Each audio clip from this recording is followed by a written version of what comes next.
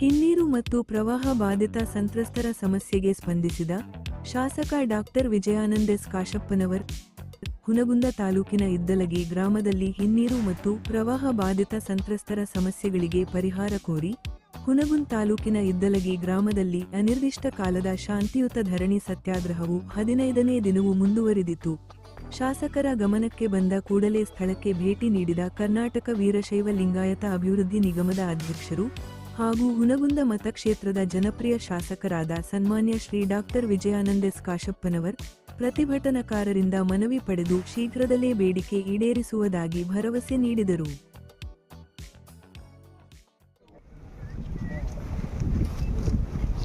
ಎಲ್ಲರಿಗೂ ನಮಸ್ಕಾರ. ಹುನಗುಂದ ತಾಲೂಕಿನ ಬಿಸ್ನಾಳಕೊಪ್ಪ, ಇದ್ದಲಗಿ, ಕಮದ, ತಡಿಯಾಳ, ಅನಪಕಟ್ಟಿ, ಕೆಸರಪೆಂಟಿ, ವರಗೋಡದಿನ್ನಿ, ಕೆಂಗಲ್, ಕರಪಟ್ಟಿ, ಕಜ್ಗಲ್ ಮತ್ತು ಎಮ್ಮೆಟ್ಟಿ ಗ್ರಾಮಗಳು 2007ರಿಂದ ಹಿನ್ನೀರು ಹಾಗೂ ಪ್ರವಾಹ ಬಾಧೆಯಿಂದ ನಿರ್ವಸಿತರಾಗಿ 18-19 ವರ್ಷಗಳಿಂದ ಅಭದ್ರ ಮತ್ತು ಅತಂತ್ರ ಸ್ಥಿತಿಯಲ್ಲಿ ವಾಸಿಸುತ್ತಿದ್ದೇವೆ. ರಾಜ್ಯದ ಎಲ್ಲ ಯೋಜನಾ ಸಂತ್ರಸ್ತರಲ್ಲಿ ಅತಿ ದೀರ್ಘಕಾಲದ ಅತಿ ಹೆಚ್ಚಿನ ಬವಣೆ ಅನುಭವಿಸಿದ್ದವರಾಗಿದ್ದೇವೆ. ನಮ್ಮದಲ್ಲದ ತಪ್ಪಿಗೆ ಜೀವಾವಧಿ ಶಿಕ್ಷೆಗೂ ಅಧಿಕವಾದ ಘೋರ ಶಿಕ್ಷೆ ಅನುಭವಿಸುತ್ತಿದ್ದೇವೆ. ಪುನರ್ವಸತಿ ಕೇಂದ್ರಗಳಲ್ಲಿ 1 ಗುಂಟೆ ವಿಸ್ತೀರ್ಣದ ನಿವೇಶನ ಹಕ್ಕುಪತ್ರಗಳನ್ನು ಕೆಲವರಿಗೆ ವಿತರಿಸಲಾಗಿದೆ. ಇನ್ನೂ ಹಲವರಿಗೆ ಹಕ್ಕುಪತ್ರ ನೀಡುವುದು ಬಾಕಿ ಇದೆ. ಮನೆ ಕಟ್ಟಿಸಿಕೊಂಡು ವಾಸಿಸಲು ಎಲ್ಲ ಪುನರ್ವಸತಿ ಕೇಂದ್ರಗಳಲ್ಲಿ ವಿದ್ಯುತ್ ಮತ್ತು ನೀರು ಸರಬರಾಜು ವ್ಯವಸ್ಥೆ ಕಲ್ಪಿಸಲಾಗಿಲ್ಲ.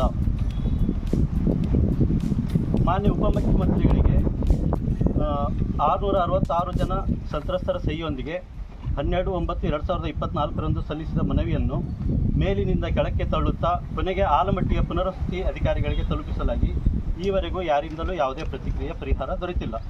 ಸಂತ್ರಸ್ತರ ಚೂರು ಚೂರಾದ ಬದುಕಿಗೆ ಯಾವುದೇ ಹಂತದಿಂದ ಸಹಾನುಭೂತಿ, ಸಾಂತ್ವನ, ಪರಿಹಾರ ದೊರೆಯುತ್ತಿಲ್ಲ. ದಿವ್ಯ ನಿರ್ಲಕ್ಷ್ಯಕ್ಕೆ ಒಳಗಾಗಿದ್ದೇವೆ. ಪುನರ್ವಸತಿ ಅಧಿಕಾರಿಗಳು ಆಲಮಟ್ಟಿ ಹಾಗೂ ನಾರಾಯಣಪುರ ಇವರಿಂದ ಮಾಹಿತಿ ಹಕ್ಕು ಅಧಿನಿಯಮ ಪಡೆದ ಮಾಹಿತಿಯನ್ನು ಕ್ರೋಢೀಕರಿಸಲಾಗಿ 11 ಪುನರ್ವಸತಿ ಕೇಂದ್ರಗಳಲ್ಲಿ ಒಟ್ಟು 3460 ಸಂತ್ರಸ್ತ ಕುಟುಂಬಗಳ ಪುನರ್ವಸತಿಗೆಂದು 15,500 ವಸತಿ ನಿವೇಶನಗಳನ್ನು ಸುಮಾರು 750 ಎಕರೆ ಭೂಮಿ ಸ್ವಾಧೀನಪಡಿಸಿಕೊಂಡು ನಿವೇಶನ ತಯಾರಿಸಲಾಗಿದೆ. ಎಲ್ಲ ಅರ್ಹ ಸಂತ್ರಸ್ತರಂದರೆ 3,460 ಸಂತ್ರಸ್ತ ಕುಟುಂಬಗಳಿಗೆ ತಲಾ 1 ನಿವೇಶನದಂತೆ ಹಂಚಿಕೆ ಮಾಡಿದ ನಂತರವೂ 12,000ಕ್ಕೂ ಹೆಚ್ಚು ವಸತಿ ನಿವೇಶನಗಳು ಖಾಲಿ ಉಳಿಯಲಿವೆ. ಈಗ ವಿತರಿಸಲಾಗುತ್ತಿರುವ 1 ಗುಂಟೆ ನಿವೇಶನಗಳು ಕೃಷಿ ಕುಟುಂಬಗಳಿಗೆ ಚೊಕ್ಕ ಜೀವನ ನಡೆಸಲು ಸಾಕಾಗದಷ್ಟು ಚಿಕ್ಕದಾಗಿವೆ. ದವಸ ಧಾನ್ಯ, ಕೃಷಿ ಸಲಕರಣೆ, ಯಂತ್ರೋಪಕರಣ, ಹೊಟ್ಟು ಮೇವು, ಸೌದೆ ಇತ್ಯಾದಿ ಸಾಮಗ್ರಿ ಸಂಗ್ರಹಣೆಗೆ, ಜಾನುವಾರು ಸಾಕಾಣಿಕೆಗೆ, ಕೊಟ್ಟಿಗೆ ನಿರ್ಮಾಣಕ್ಕೆ, ಕಾಂಪೋಸ್ಟ್, ಎರೆಹುಳು ಗೊಬ್ಬರ, ಜೈವಿಕ ಅನಿಲ ಘಟಕ, ಮಳೆ ನೀರು ಕೊಯ್ಲು ಮತ್ತು ಎಲ್ಲದಕ್ಕಿಂತ ಮುಖ್ಯವಾಗಿ ಶೌಚಾಲಯ ಮತ್ತು ಸೆಪ್ಟಿಕ್ ಟ್ಯಾಂಕ್ ನಿರ್ಮಾಣಕ್ಕೆ ಈ 1 ಗುಂಟೆ ನಿವೇಶನಗಳು ಸಾಲದಾಗುತ್ತವೆ. ಇದರಿಂದ ಆಧುನಿಕ ವ್ಯವಸ್ಥೆಗಳೊಂದಿಗೆ ಮಾದರಿ ಗ್ರಾಮಗಳನ್ನಾಗಿ ನಿರ್ಮಿಸಲು ಸಾಧ್ಯತೆ ಇರುವ ಎಲ್ಲ ಪುನರ್ವಸತಿ ಕೇಂದ್ರಗಳು ಅವ್ಯವಸ್ಥೆ ಮತ್ತು ಅನಾನುಕೂಲಗಳ ಆಗರವಾಗುತ್ತವೆ. ಎಲ್ಲೆಂದರಲ್ಲಿ ಜಾನುವಾರುಗಳನ್ನು ನಿಲ್ಲಿಸುವುದು, ತಿಪ್ಪೆ ಹಾಕುವುದು, ಬಯಲು ಶೌಚಾಲಯಕ್ಕೆ ಮೊರೆ ಹೋಗುವುದು ಅನಿವಾರ್ಯವಾಗಿ ಕಿಷ್ಕಿಂದೆಯಂಥ ವಾತಾವರಣ ನಿರ್ಮಾಣವಾಗಿ ಅಸ್ವಚ್ಛತೆ ಮತ್ತು ಅನಾರೋಗ್ಯಕ್ಕೆ ಎಡೆಮಾಡಿಕೊಡುತ್ತದೆ. ಪ್ರತಿ 5 ನಿವೇಶನಗಳಲ್ಲಿ ಸುಮಾರು 4 ನಿವೇಶನಗಳು ಖಾಲಿ ಬಿದ್ದು ಇಲ್ಲಿ ಮುಳ್ಳು ಪೊದೆಗಳು ಬೆಳೆದು ವಿಷಜಂತುಗಳು, ಅಪಾಯಕಾರಿ ಪ್ರಾಣಿಗಳು ಆಶ್ರಯ ತಾಣವಾಗುವುದು, ಅನೈತಿಕ ಚಟುವಟಿಕೆಗಳಿಗೆ ಇಂಬು ನೀಡಬಹುದು, ಬಲಾಢ್ಯರ ಪಾಲಾಗಬಹುದು. ಉಲ್ಲೇಖ 3ರನ್ವಯ ದಿನಾಂಕ 16/12/2024 ಬೆಳಗಾವಿ ಅಧಿವೇಶನದಲ್ಲಿ ಹುನಗುಂದ ಮತಕ್ಷೇತ್ರದ ಶಾಸಕರು ವಿಷಯ ಪ್ರಸ್ತಾಪಿಸಿದಾಗ ಸನ್ಮಾನ್ಯ ಮುಖ್ಯಮಂತ್ರಿಗಳು ಈ ವಿಷಯದ ಬಗ್ಗೆ ಮತ್ತೊಂದು ಸಭೆ ಕರೆದು ಕೂಲಂಕುಷವಾಗಿ ಪರಿಶೀಲಿಸುವುದಾಗಿ ಸಭೆಗೆ ತಿಳಿಸಿರುತ್ತಾರೆ. ಈ ಕಾರಣಕ್ಕಾಗಿ ವಿಷಯ ಮತ್ತೆ ನೆನಗುದಿಗೆ ಬಿದ್ದಿದ್ದು ವಿಷಯ ಈಗ ಮುಖ್ಯಮಂತ್ರಿಗಳ ಅಂಗಳದಲ್ಲಿದೆ. ಅಧಿಕಾರಿಗಳ ನಿರ್ಲಿಪ್ತತೆಗೆ ಇದು ಮತ್ತೊಂದು ನೆವವಾಗಿದೆ. ಪ್ರಯುಕ್ತ ಕೂಡಲೇ ಪ್ರತಿ ಅರ್ಹ ಸಂತ್ರಸ್ತ ಕುಟುಂಬಕ್ಕೆ 1 ಗುಂಟೆಯ ಬದಲಾಗಿ 4 ಗುಂಟೆ ನಿವೇಶನ ಹಂಚಿಕೆ ಮಾಡುವ ನಿರ್ಧಾರ ಮತ್ತು ಸೂಕ್ತ ಸರ್ಕಾರಿ ಆದೇಶ ಹೊರಡಿಸಲು ಹಾಗೂ ಇತರೆ ಎಲ್ಲ ಸಮಸ್ಯೆಗಳ ಶಾಶ್ವತ ಪರಿಹಾರಕ್ಕೆ ಕ್ರಮ ಕೈಗೊಳ್ಳಲು ವಿನಂತಿ. ಈಗ ನಾವು ಯಾರ ಅಧಿಕಾರಿಗಳನ್ನು ಭೇಟಿಯಾದಾಗ ಪ್ರಸ್ತುತ ನಿಯಮಾವಳಿಗಳ ಪ್ರಕಾರ ಮತ್ತು ಮಾನದಂಡಗಳ ಪ್ರಕಾರ ಹೆಚ್ಚಿನ ವಿಸ್ತೀರ್ಣದ ನಿವೇಶನ ನೀಡಲು ಸಾಧ್ಯವಿಲ್ಲ ಅಂತ ಹೇಳ್ತಾರೆ. ಅದಕ್ಕೆ ನಾವು ನಿಯಮಾವಳಿಗಳ ತಿದ್ದುಪಡಿ ಮಾಡಲು ಕೇಳ್ತಿದ್ದೇವೆ ಹೊರತು ಈಗಿರುವ ನಿಯಮಾವಳಿಗಳಲ್ಲಿ ನಮಗೆ 4 ಗುಂಟೆ ಕೊಡಲಿ ಅಂತ ಕೇಳ್ತಾ ಇಲ್ಲ. ನಿಯಮಾವಳಿಗಳಲ್ಲಿ ತಿದ್ದುಪಡಿ ಮಾಡಲು ಮತ್ತು ಹೆಚ್ಚಿನ ವಿಸ್ತೀರ್ಣದ ನಿವೇಶನ ನೀಡಲು ಅವಕಾಶವಾಗುವಂತೆ ನಿಯಮಾವಳಿಗಳಲ್ಲಿ ಸೂಕ್ತ ಬದಲಾವಣೆ ಮಾಡಲು ವಿನಂತಿ ಮಾಡಿ. ಈಗಾಗಲೇ ಸಂತ್ರಸ್ತರಿಗೆ ಸಾಮಾಜಿಕ ಆರ್ಥಿಕ ಸಮೀಕ್ಷೆ ಆಧಾರದ ಮೇಲೆ ಪರಿಹಾರ ನೀಡಿದ್ದು ಈಗ ನೀಡುವ ನಿವೇಶನಗಳೇ ಎಕ್ಸರೇಷಿಯಾಗಿದೆ. ಸಂತ್ರಸ್ತರು ಹೆಚ್ಚಿನ ಗಾತ್ರದ ನಿವೇಶನ ಕೇಳಲು ಅರ್ಹರಲ್ಲ. ಅಂತ ಅಧಿಕಾರಿಗಳು ಹೇಳ್ತಿದ್ದಾರೆ. ಅದಕ್ಕೆ ನಮ್ಮದೇನು ಇದು ಅಂದರೆ, ಸಾಮಾಜಿಕ ಆರ್ಥಿಕ ಸಮೀಕ್ಷೆ ಅವೈಜ್ಞಾನಿಕವಾಗಿದೆ, ಅದರಿಂದ ದೊರೆತಿರುವ ಪರಿಹಾರ ನ್ಯಾಯಯುತವಾಗಿಲ್ಲ. ಭೂ ಸ್ವಾಧೀನ ಹಾಗೂ ಪುನರ್ವಸತಿ ಪ್ರಕ್ರಿಯೆಗಳಿಂದ ಸಂತ್ರಸ್ತರು ತಮ್ಮ ಹೊಲ ಮನೆ ಕಳೆದು ಹಕ್ಕುಪತ್ರ ಮತ್ತು ಇದಕ್ಕೆ ಸಂಬಂಧಪಟ್ಟಂತೆ ಸರ್, ಇನ್ನು ಉಳಿದಂತೆ ಸರ್ ಈಗಾಗಲೇ ಅವರು ಕೆಲವೊಂದು ಕಂಪ್ಲೇಂಟ್ಸನ್ನು ಹೇಳಿದಂಗೆ ಸರ್, ಆರ್ ಸಿಗಳಲ್ಲಿ ಕೆಲವೊಂದು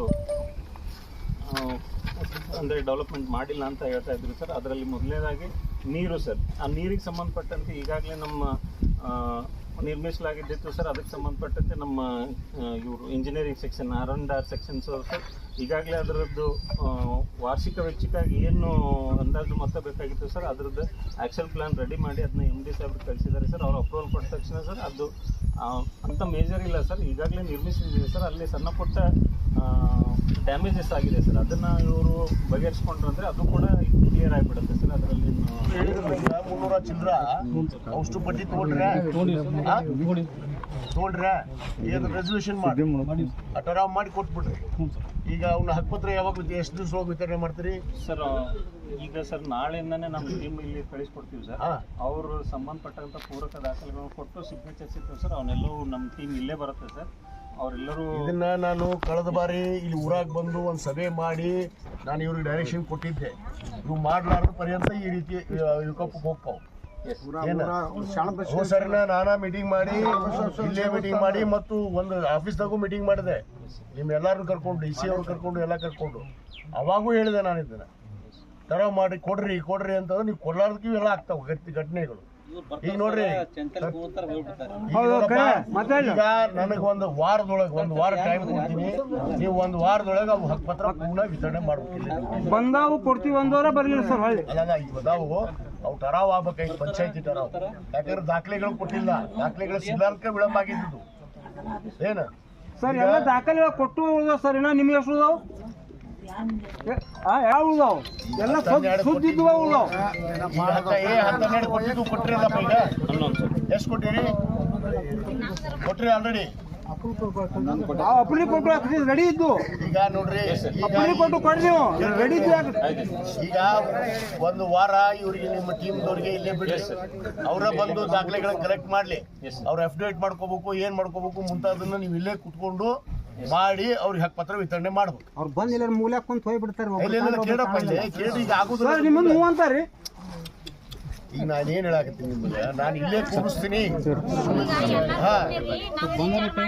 ತಡಿಯಮ್ಮ ಬರ್ತೀನಿ, ತಡಿಯಮ್ಮ ಅಲ್ಲಿ ನಿಮ್ ಕಡೆ ಬರ್ತಾರ ಹಕ್ಕುಪತ್ರ ಬರ್ತೀನಿ ತಡಿ. ಈ ಮೊದಲು ಹಕ್ಕುಪತ್ರ ಕ್ಲಿಯರ್ ಆಗಲಿ. ಈಗ ಪಂಚಾಯತಿ ಕರಾವ್ ತಗೊಂಡು ಅಶೋಕ ನೀವು ಒಂದು ವಾರ ಇಲ್ಲೇ ಕೂತ್ಕೊಂಡು ಏನೇನು ಅವ್ರಿಗೆ ಅಪ್ಡೇಟ್ ಮಾಡ್ಕೊಂಡು ಹಕ್ಕುಪತ್ರಗಳನ್ನ ವಿತರಣೆ ಮಾಡುವಂತ ಕೆಲಸ ಮಾಡ್ರಿ, ಆಯ್ತಾ? ಇನ್ನು ನೆಕ್ಸ್ಟ್ ಏನು ವಾಟರ್ ಸಪ್ಲೈ ಅಂತೂ ಈಗ ನಮ್ಮ ಟೆಂಡರ್ ಹೋಗ್ಯಾವು, ಟೆಂಡರ್ ಆಗ್ಬೇಕು, ಅಪ್ರೂವಲ್ ಆಗಿ. ಟೆಂಡರ್ ಅಪ್ರೂವಲ್ ಆಗ್ಬಿಟ್ಟು ನಾವು ವಾಟರ್ ಸಪ್ಲೈ ತಡಿ ಎಲ್ಲ ಹಾಕತ್ತಿ. ಈಗ ಎಲ್ಲದೂ ಹೇಳಕ ಬಂದಾರ ತಡಿ. ಈಗೇನು ಸಡ್ ರಿಪೇರಿದು ಈಗಾಗಲೇ ನಾವು ಜಿಲ್ಲಾಧಿಕಾರಿಗಳಿಗೆ ನಾನು ಹೇಳೀನಿ, ತಕ್ಷಣ ಅವು ಸಡ್ ರಿಪೇರಿ ಮಾಡ್ಬೇಕು ಅಂತ ಅನ್ನೋದನ್ನ ಹೇಳಿವಿ ನಾವು ಆಲ್ರೆಡಿ. ಅದನ್ನ ಸ್ವಲ್ಪ ಟೈಮ್ ಕೊಟ್ರೆ ಇಮಿಡಿಯೇಟ್ ಉಷ್ಟು ಪರಿಹಾರ ಮಾಡ್ತೀವಿ. ತಕ್ಷಣ ಹೆಂಗಾಗತ್ತದು ಸರ್? ಅವ್ರು ಶೆಡ್ ಇಲ್ಲಿ ಬೇಡ, ಆ ಕಡೆ ಹೊಸ ಪ್ಲಾಟಿಗೆ ಕೊಡೋಣ. ಆಯ್ತು, ನೀವು ಅಲ್ಲೇ ಅಂದ್ರೆ ಹೊಸ ಪ್ಲಾಟ್ನಾಗ ಹಾಕಿ ಕೊಟ್ಬಿಡ. ಅಲ್ಲೇ ಹಾಕಿ ಕೊಟ್ಬಿಡ್ರಿ. ಆ ಕಡೆ ಪ್ಲಾಟ್ನಾಗ ಹಾಕಿ ಕೊಡ್ತೀವಿ. ನಮ್ಮ ಶೆಡ್ ಉಷ್ಟು ಕಿತ್ತು ಆ ಕಡೆ ಮಾಡ್ಬಿಡೋದು. ಈಗ ಇಲ್ಲ ಸರ್, ಅಷ್ಟಾಗ ಹಕ್ಕುಪತ್ರನ ಕೊಡ್ತೀವಿ ಸರ್. ಆಮೇಲೆ ಕೇಳಿಲ್ಲ ನಿಮ್ಗ, ಈಗ ತಕ್ಷಣ ನೀವು ಮನೆ ಕಟ್ಕೋತೀರಂದ್ರೆ ಯಾರು ಹಕ್ಕುಪತ್ರ ತಗೊಂಡು ಅವ್ರಿಗೆ 1.5 ಲಕ್ಷ ರೂಪಾಯಿ ನಾವೀಗ ಅನುದಾನ ನಾವು ಕೊಡಕ್ಕೆ ರೆಡಿ ಇದ್ದೀವಿ. ಅವ್ರು ಮನೆ ಕಟ್ಕೋಬೋದು. ಪ್ರತಿಯೊಬ್ಬ ಫಲಾನುಭವಿಗಳಿಗೆ ಈ ಕೆಲವಷ್ಟು ಮಂದಿ ಎಷ್ಟು ತಗೊಂಡ್ರಿ, ತಗೊಂಡಿಲ್ಲ, ಅವ್ರಿಗೆ 1.5 ಲಕ್ಷ ರೂಪಾಯಿ ನಾವು ಅನುದಾನ ಕೊಡೋದಕ್ಕೆ ನಮ್ಮ ಮನೆ ಕಟ್ಟಿ ಆದ್ಮೇಲೆ ನಾವು ದುಡ್ಡು ಕೊಡ್ತೀವಿ. ಅದನ್ನ ಮನಿ ಕಟ್ಕೊಳ್ಳಾಕ ನೀರ್ ಬೇಕು, ಕರೆಂಟ್ ಬೇಕು. ಅದನ್ನೇ ಹೇಳಿದ್ವಲ್ಲ, ಈಗ ಅದು ಇರ್ಲಾರ್ದ ಮನಿ ಕಟ್ಟಕಂಕರ ಆಗೋದು. ಈಗ ಹೇಳಿದ್ರಲ್ಲ, ಈಗ ಅದು ಟೆಂಪ್ರರಿ, ಈಗ ಇಲೆಕ್ಟ್ರಿಕ್ ಮಾಡಕ್ಕೆ ಟೆಂಪ್ರರಿ ಈಗ ಅದನ್ನ ತಯಾರಿ ಮಾಡ್ಕೊಂಡ್ವಿ ನಾವು, ಅದನ್ನು ಮಾಡ್ಕೊಡ್ತೀವಿ. ಆಮೇಲೆ ವಾಟರ್ ಸಪ್ಲೈ ಇತ್ತು ನಾವು ಈಗ ಆಗಲೇ ಅದು ಎದುರಾಗ ಕರೆದಿರಮ್ಮ ವಿತರಣಾ ವ್ಯವಸ್ಥೆ ಏನೈತೆ ಸರ್? 26 ಲಕ್ಷ ಟೆಂಡರ್ ಆಗಿದೆ ಸರ್. ಸತೀಶ್ ಮಟ್ಟಿ ಅನ್ನೋ ಈಗ ನಾವು ರೋಡ್ಗಳು ತೋರಿಸ್ಬೇಕು ಸರ್. ಮೀನ ನಾವೆಲ್ಲ ಟೇಲ್ ಎಂಡ್ ಕನೆಕ್ಷನ್ಸ್ ಅದ ಇರ್ಲಾದ ರೋಡಿಗೆ ಸರ್. ಈಗ ಮೀನು ಮೊದಲೇನು ಹಾಕಿದ್ದೇನೆ ಡಿಸ್ಟ್ರಿಬ್ಯೂಷನ್ ಐತೆ, ಅದಕ್ಕೆ ಮೇಂಟೆನೆನ್ಸ್ ಪ್ರೋಗ್ರಾಮ್ ಇಟ್ಕೊಂಡು ಸರ್ 2 ಲಕ್ಷ ಎಸ್ಟಿಮೇಟ್ ಆಗಿದೆ ಸರ್. ಅದನ್ನ ಮಾಡಿ ಈಗೆಲ್ಲ ಕೊಟ್ಕೋತ ಅದು ಫಸ್ಟ್ ಪ್ರಯಾರಿಟಿ. ಫಸ್ಟ್ ಈಗ ಮನಿ ಕಟ್ಟಿಕೊಂಡು ಯಾರು ಪ್ರಾರಂಭ ಮಾಡ್ತಾರೋ ಅವ್ರಿಗೆ ಫಸ್ಟ್ ಕೊಡ್ತೀವಿ, ಅವ್ರು ಕೊಟ್ಟು ಕೊಡ್ತೀವಿ, ಪ್ರಯಾರಿಟಿ ಮ್ಯಾಗ್ ಕೊಡ್ತೀವಿ, ಜನರಲ್ಲೇ ಮಾಡ್ಕೊತೀವಿ.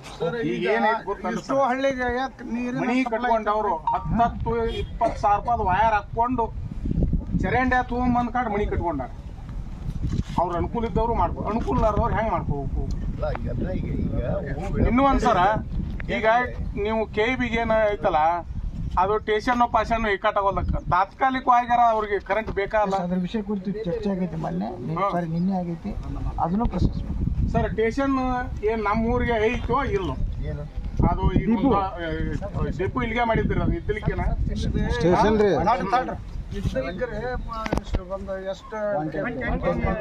ಸ್ಟೇಷನ್ ಮಂಜೂರಿ ಆಗೈತಿ ಹೌದೇ ಆಗೈತೆ ಅಂತ ಹೇಳ್ತಾರೆ. ಒಮ್ಮೆ ನೀವೇ ಹೇಳ್ತೀರಿ ಮೊರೋಳಕ್ಕಾಗಿತ್ತು, ಇಲ್ಲಿಗೆಲ್ಲ ಇಲ್ಲಿಗೆಲ್ಲ ಸೇರಿ ಅದು 110 ಮೊರೋಳಕ್ಕಾಗಿತ್ತು. ಒಂದು ಪುರ್ಣಿಂಚಿ ಪ್ರಾರಂಭ ಆಗೈತಿ, ಇದು ಟೆಂಡರ್ ಹಂತದೊಳಗೈತಿ. ಅದನ್ನು ಕೂಡ ಈ ಮುಂದಿನ ತಿಂಗಳ ಪ್ರಾರಂಭ ಮಾಡ್ತೀವಿ ನಾವು. ಸ್ಥಳ ಜಾಗ ಬೇಕಲ್ಲ, ಅದಕ್ಕೆ ಹೊಲ ಕೊಡ್ಬೇಕಲ್ಲ ಸರ್. 5 ದಿವಸ ಹೇಳ್ರೆ ಏನೈತೆ ಅವ್ರಿಗೆ ಇನ್ನೊಂದು ತಿಂಗಳು 2 ತಿಂಗಳು ಟೈಮ್ ತಗೋತೀವಿ. ತಗೊಂಡು ಬೇಕಾದ್ರೆ ಈಗ ರಿಪೇರಿ ಮಾಡಿಸಿ ಇಲ್ಲೇ ಕೊಡ್ತೀವಿ. ಇಲ್ಲಿದ್ರೆ ಎದ್ಕೊಂಡು ನೀವು ಮನೆಗೆ ರೊಕ್ಕ ಕಟ್ಟ ಕೊಡ್ತೀವಿ, ನೀವು ಮನೆ ಕಟ್ಕೊಂಡು ಹೋಗ್ಬಿಡ್ರಿ.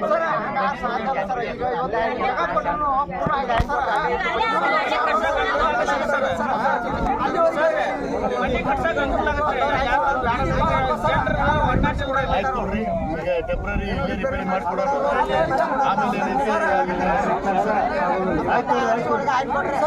ಆಮೇಲೆ ಆರ್ಸಿ ಸೆಂಟರ್ದೊಳಗೆ ಈಗೇನೋ ಎಷ್ಟು ಕುಟುಂಬಗಳು ಅದ ಸರ್, ಅವ್ರು ಅಷ್ಟು ಸೆಂಟರ್ ಅಲ್ಲಿ ಬಯಲು ಜಾಗ ಅದು ಪತ್ರ ಕೊಲಾರ್ದು ಅಲ್ಲಿ ಜಾಗ ಇರ್ತಾವ್ರ. ಎಲ್ಲರೂ ಅಲ್ಲಿವರೆಗೆ ನಾವು ಮನೆ ಮಾಡ್ಕೊಳಕ ಮುಂದೆ ಹಕ್ಕುಪತ್ರ ಕೊಟ್ಟಾಗ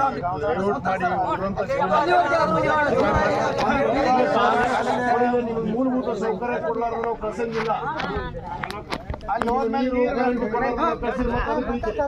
ಸರ್ ಅದು ಬೇಕಾ ಸರ್. ಈಗ ನಾವು ಹಕ್ಕುಪತ್ರ ಅಂತೂ ವಿತರಣೆ ಮಾಡಿಸ್ತೀನಿ, ನೀವು ಸೈಡ್ ಅಂತೂ ಇಲ್ಲೇ ರಿಪೇರಿ ಮಾಡಿಸ್ಕೊಡ್ತೀವಿ.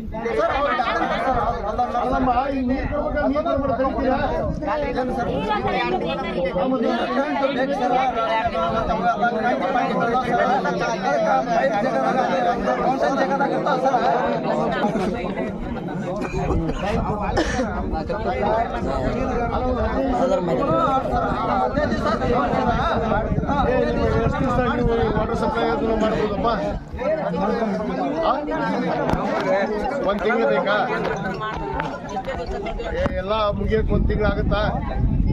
ಅದು ಕರೆಕ್ಟ್ ಹೇಳ್ರಿ. ಅಂದ್ರೆ ಇನ್ನ ಹೆಚ್ಚಿಗಿದ್ರೆ ಹೆಚ್ಚಿಗೆ ಸಾಹೇಬ್ರು ಸರ್ ನಾವು ಶೆಡ್ ಹಾಕೊಳ್ಬೇಕಾದ್ರೆ ಓಪನ್ ಸ್ಪೇಸ್ ನಲ್ಲಿ ಹಾಕೊಳ್ಬೇಕು. ಹಾ ನಾವು ಹಾಕೊಂಡಿದ್ದೀವಿ ದಂಡಿ ಹೋಗಿದ್ದಾರೆ ಸರ್. ಅಲ್ಲಿ ಆಮೇಲೆ ಸ್ಕ್ಯಾಟರ್ಡ್ ಅಲಾಟೇಷನ್ ಆಗಿರ್ತೈತಿ. ನೀವು ಬೆಳೆದ ಹಾಕಿದ್ರೆ ಸ್ವಚ್ಛ ಸರ್ ನಮ್ಮ ಸಾಮಾನ್ಯ ಕೊಡಕ್ಕೂ ಫೆಸಿಲಿಟಿ ಕೊಡಕ್ಕೂ ನಮ್ಗೆ ತೊಂದರೆ ಮಾಡ್ತೀವಿ. ಅದಕ್ಕೆ ನಮ್ದು ನಮ್ದು ಏನು ಕ್ರಿಯಾ ಯೋಜನೆ ಅನುಮೋದನೆ ಆಗ್ತಂದ್ರೆ ಸರ್ ಇಮಿಡಿಯೇಟಾಗಿ ಪೈಪ್ಲೈನ್ ರಿಪೇರ್ ಮಾಡೋಕೆ ಯಾರು ಎಲ್ಲರ ಮನೆ ಬಂದು ಔಷಧಿ ಹೊಡಿತಾರೆ ಅದಕ್ಕೆ ಡೈರೆಕ್ಟ್ ಏನು ಹೇಳಿ ಮಾಡಿಬಿಡ್ತೀವಿ ನಾವು. ಅದೇ ಎಷ್ಟು ದಿವಸ ಟೈಮ್ ಬೇಕೀಗ? 1 ತಿಂಗಳ?